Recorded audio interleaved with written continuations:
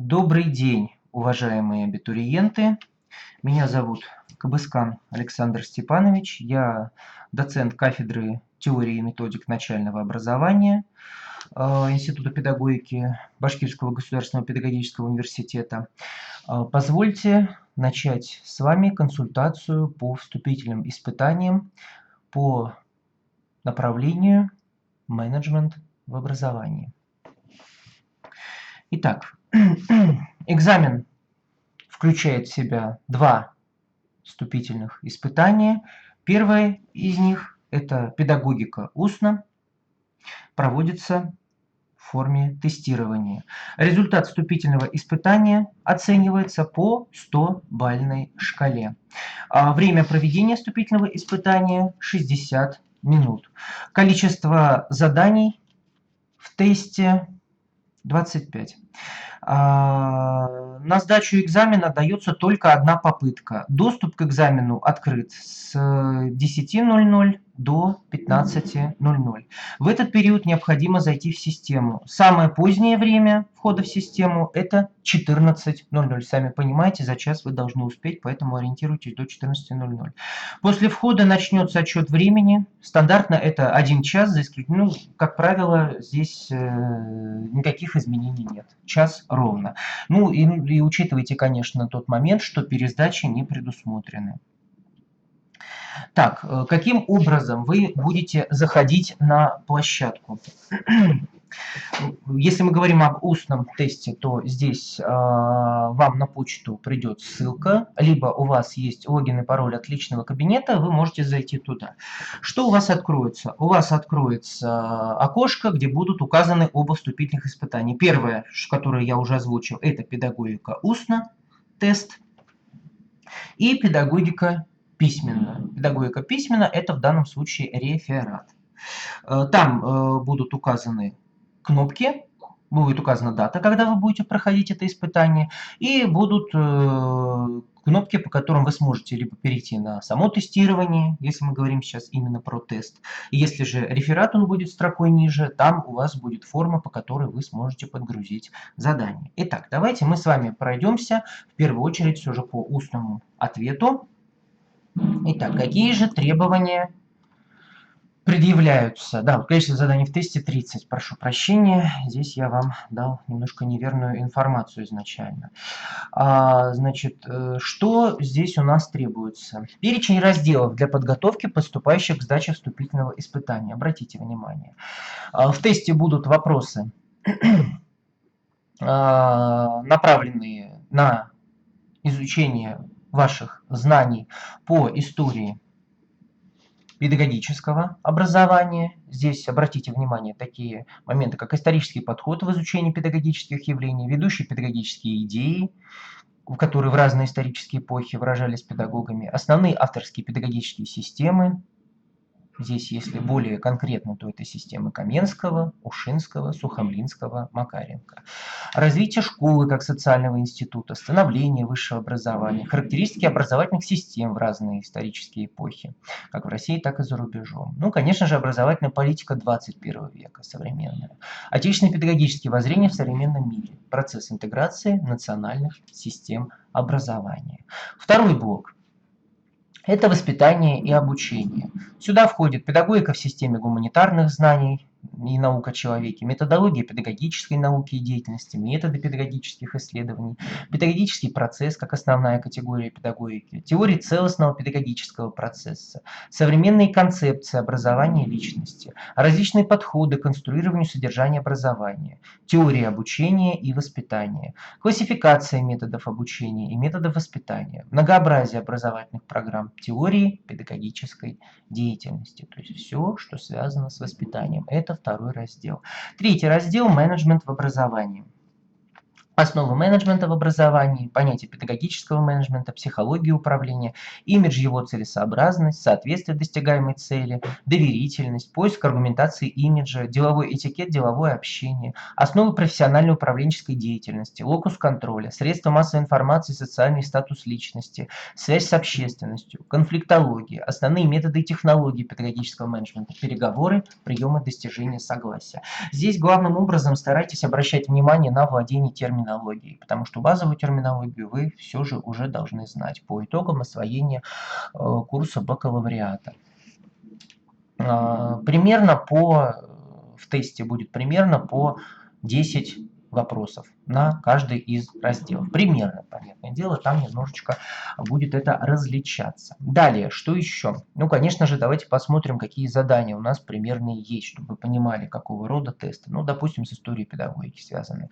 Древнегреческий мыслитель, основоположник метода эвристической беседы. Это либо Сократ, либо Платон, либо Аристотель. Если вы хорошо помните блок, связанный с курсом истории педагогики, то, конечно же, вы, безусловно, ответите без всяких проблем, что это именно Сократ.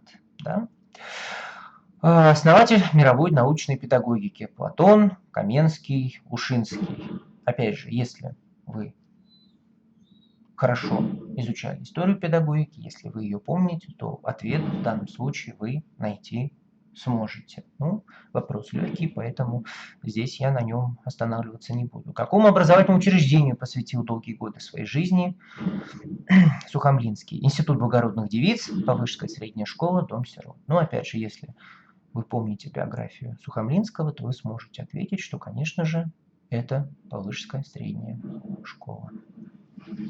Ну и так далее. Значит, здесь есть примеры вопросов организационного характера, через какой промежуток времени организуются и проводятся педагогические советы в организации общего среднего образования. Примеры, да? Раз в месяц, 2 раза в месяц, 6 раз в году. Опять же, эту информацию вы посмотрите, поищите. Коллектив – это что такое? Это группа, отличающаяся реально действующей организационной структурой, или группа, в которой взаимоотношения посредуются, видите, да? То есть здесь опять же это вопрос, который ориентирован на владение вашей терминологией, именно ваше познание в терминологии в области управления образованием. Здесь, конечно же, немножечко необходимо вам будет подготовиться, уважаемые абитуриенты. Рекомендуемая литература. Ну, здесь что очень важно? Здесь важно, конечно же, обратить внимание на такие источники, которые, во-первых, отражают всю нормативную документацию. Здесь в качестве примера мы приводим Федеральный закон об образовании в Российской Федерации от 29 декабря 2012 года. Да? Опять же, здесь можете посмотреть в ГОСы разного уровня образования, опять же, да, посмотрите, освежите в своей памяти, вернее, конечно, вы уже знаете, вы знакомились уже с ними. И поэтому, опять же, здесь посмотрите. Дальше, что еще? Ну, конечно же, здесь технология, методика обучения и воспитания предлагается нами, да, вот, посмотрите, обратите внимание. Свежее издание, ссылка есть. Если вы имеете доступ к электронным библиотечным системам, можете по прямой ссылке скачать. Если нет, ну, в принципе, во всех электронных библиотеках в открытом доступе это найти можно. Скорее всего, в принципе, даже можем попробовать. Ссылка должна работать. Сейчас попробуем даже с вами посмотреть.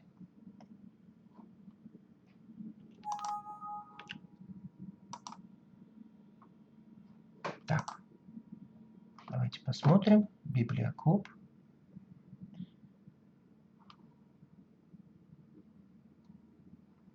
Так, да, действительно, я перешел по ссылке. Да, действительно, это пособие открывается. Действительно, оно работает. Итак, ссылки работают, соответственно, действительно вы можете перейти. Следующий источник истории педагогики и образования. Можете пользоваться разнообразными учебниками, но мы в качестве примера вам привели историю педагогики и образования, учебник для академического бакалавриата под общей редакцией Пискунова. Пожалуйста, можете ознакомиться. Действительно, пособие является классическим для бакалавриата. Что еще? Сластёнин педагогика. Ну, опять же, здесь классический учебник. Многие по нему учились, наверняка вы хорошо этот учебник помните. В рамках курса бакалавриата вы наверняка его осваивали, поэтому, опять же, посмотрите. Слезкова. Управление образовательными системами. Здесь как раз-таки пособие, по которому вы можете посмотреть, освоить для себя, да, базовую терминологию и определенные направления, которые, в общем-то, и необходимы, да, в рамках подготовки к тестированию. Здесь это все есть. Так, далее, что нас интересует? Это все, что было сказано, это все касалось устного экзамена. Теперь экзамен письменный. Напоминаю, вы также можете через электронный кабинет зайти и загрузить реферат. Реферат вы можете загрузить как до тестирования, так и после тестирования. Лучше, наверное, все-таки после, потому что тестирование все же имеет некое ограничение по времени, пока есть доступ к экзамену, да, там, и вы за час должны успеть. Все оставшееся время до закрытия доступа именно к самому сайту вы, конечно же, можете загрузить реферат. Значит, давайте сначала ознакомимся с тематикой рефератов. Вот она на ваших экранах. Здесь такие темы, как методы педагогического менеджмента, взаимодействие субъектов менеджмента в образовании, задачи педагогического менеджмента, педагогический менеджмент и круг решаемых им проблем, организация деятельности дошкольной образовательной организации, профессиональная компетентность менеджера образовательной организации, основные группы профессиональных задач менеджера образовательной организации, проектирование и осуществление профессионального самообразования педагогов дошкольной образовательной организации, организация дела производства в образовательной организации, педагог как менеджер учебно-познавательного процесса в начальной школе, управление качеством дошкольного или начального образования, контроль за образовательным процессом как функция педменеджмента, качество дошкольного или начального образования как объект экспертной оценки, экспертиза педагогических руководящих работников, государственный контроль и регулирование работы дошкольной образовательной организации и так далее. Смотрите, то есть это все темы, которые описывают именно деятельность менеджера в рамках именно работы в образовательной организации. Для чего именно предлагается данный круг тем? Вы уже можете начать ознакомление с какой-либо проблематикой, и данную проблематику вы дальше можете уже рассматривать уже в рамках своего обучения в магистратуре в случае поступления и можете разрабатывать в рамках своей магистерской диссертации, в рамках темы, да, своей магистерской диссертации. Поэтому, конечно же, некоторые наработки у вас уже есть. Будут, да, они у вас в рамках именно работы над рефератом. Так, следующий список тем с 22 обратите внимание, да, здесь процедура оценивания качества основной образовательной программы, инновации и традиции в организации проведения педагогических советов, проектирование и развитие образовательного учреждения на основе требований федерального государственного образовательного стандарта, взаимопонимание культур и проблемы национальной идентичности. Но здесь, опять же, вот если вы эту тему берете, вот, тема-то достаточно общая, но тем не менее, если вы эту тему берете, то здесь, пожалуйста, такой вопрос, именно как это раскрывается именно в рамках образовательной организации. Да? На примерах, да, здесь некоторые случаи, некоторые кейсы вы можете рассмотреть в рамках реферата, если именно эту тему вы берете. То есть это не должно быть что-то, нечто общее, да, не связанное с тематикой магистерской программы. Мультикультурная образовательная среда в образовательной организации как условие формирования общечеловеческих ценностей. Опять же, да, нужно здесь рассмотреть эту образовательную среду, каким образом именно проявляется ее мультикультурность. Да? И именно как формируются общечеловеческие ценности благодаря этой среде.